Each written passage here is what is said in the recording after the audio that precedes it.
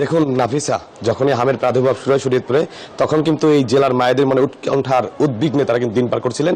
তবে আশার খবর এটাই যে আজকে থেকে শুরু হয়েছে শরীয়তপুরে 6টি উপজেলা এবং একটি পৌরসভায় একযোগে হামের টিকাদান কর্মসূচি। এতে করে জেলার মায়েদের মনে কিন্তু স্বস্তি ফিরেছে। আমি এই মুহূর্তে রয়েছি শরীয়তপুর সদর হাসপাতালের দ্বিতীয় তলায়, যেখানে মূলত এখানে যে টিকাদান কর্মসূচি এটি কিন্তু ইতোমধ্যেই শুরু করা হয়েছে।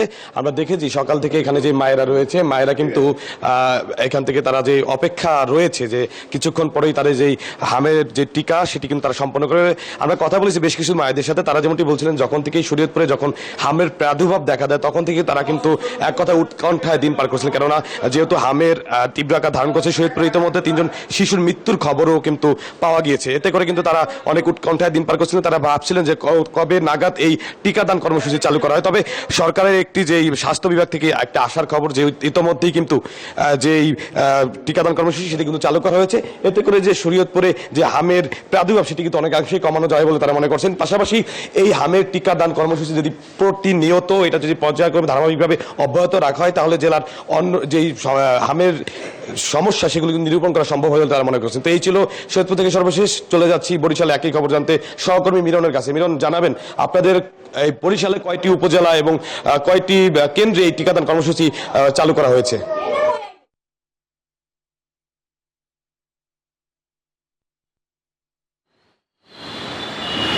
বিধান আপনার ধন্যবাদ। আপনি ঠিকই বলেছেন যে আজকে কিন্তু সারা দেশেই জেলা, উপজেলা এবং পৌরসভায় কিন্তু হাম রুবেলা টিকাদান কর্মসূচি শুরু হয়েছে।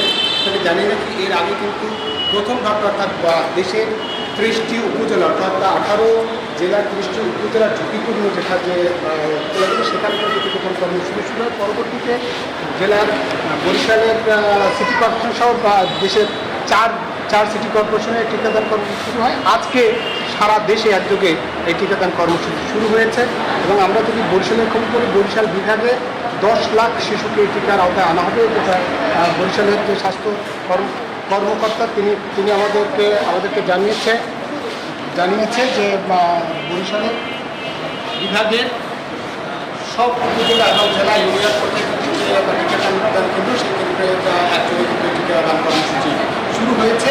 10 লাখ শিশুকে এই টিকা আওতায় আনা হবে। এই ছিল বরিশাল থেকে আমার কাছে সবশেষ টিকাদান নিয়ে সবশেষ তথ্য। যেমন চট্টগ্রাম, সেখানে আছে চট্টগ্রামে টিকাদান কর্মসূচি শুরু হয়েছে। কি কর্মসূচি চলছে জানাবেন?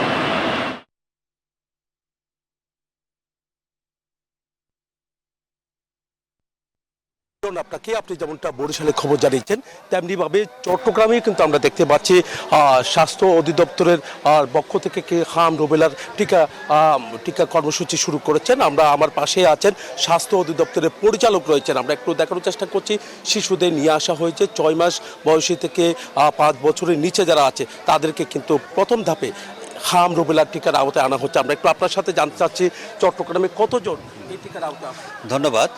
আমরা মাননীয় প্রধানমন্ত্রীর সরাসরি নির্দেশনায় এবং মাননীয় মন্ত্রীর তত্ত্বাবধানে স্বাস্থ্য পরিবার কল্যাণ মন্ত্রী, প্রতিমন্ত্রী, স্বাস্থ্যসেবা বিভাগ এবং স্বাস্থ্য অধিদপ্তরের সরাসরি পরিচালনায় আমরা আজকে চট্টগ্রাম বিভাগে সারা দেশের মতো হাম রুবেলা ক্যাম্পেইন 2026 শীঘ্রই উদ্বোধন করতে চলেছি।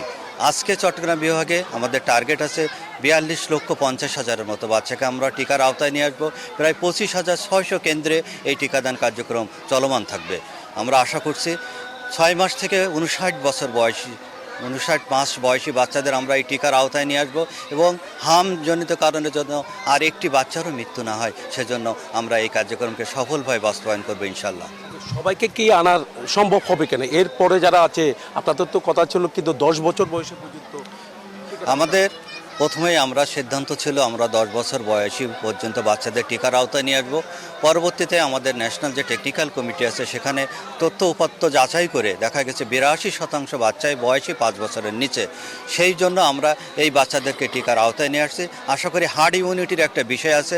একটা কমিউনিটির যদি আমরা 90% বা 95% পর্যন্ত টিকার আওতায় নিয়ে আসতে পারি, বাকিরাই তারা টিকার আওতায় বা তাদের সে টিকা থেকে তারা এই রোগ থেকে তারা নিজেদেরকে রক্ষা করতে পারবে। তাদের এই কার্যক্রম যদি আমরা 95% বাচ্চাকে আমরা টিকার আওতায় নিয়ে আসতে পারি, বাকিরাও আমরা সুরক্ষা দিতে পারবো ইনশাল্লাহ। ধন্যবাদ। আমরা এতক্ষণ ধরে স্বাস্থ্য অধিদপ্তরের পরিচালকের সাথে কথা বলেছি। তিনি যেমনটা জানিয়েছেন যে কিন্তু আসলে চট্টগ্রামের সব শিশুকে যেন হাম রুবেলা টিকার আওতায় আনা যায় সেই ব্যবস্থা কিন্তু তিনি করছেন বলে আমাদেরকে জানিয়েছেন। এই ছিল আমার এখানকার সর্বশেষ। ফিরে যাচ্ছে আমার সহকর্মী অপেক্ষা করছেন রাজশাহীতে মর্তুজার কাছে।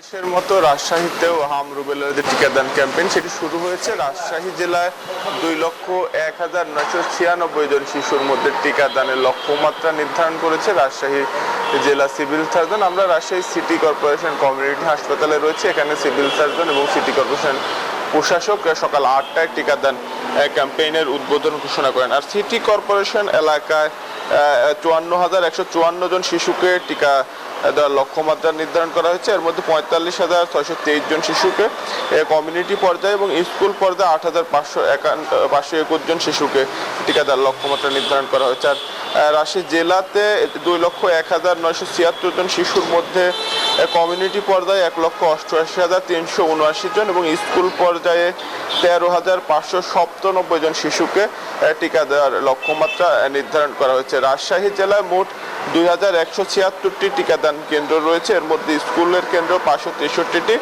আউটরিচ কেন্দ্র 1,584টি এবং স্থায়ী কেন্দ্র 10টি। এর মধ্যে রাজশাহীর সব কয়েকটি উপজেলায় এবং স্কুল পর্যায়ে একসাথে টিকাদান কার্যক্রম চলবে। 5 মাস থেকে 59 মাস বয়সী সকল শিশুকে টিকার আওতায় নিয়ে আসা হবে বলে কিন্তু জানিয়েছে সিভিল সার্জন।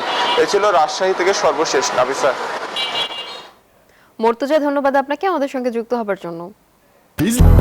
200-র বেশি সার্ভিস ও ফিচারে লেনদেনের সব বিকাশ অ্যাপে সম্ভব।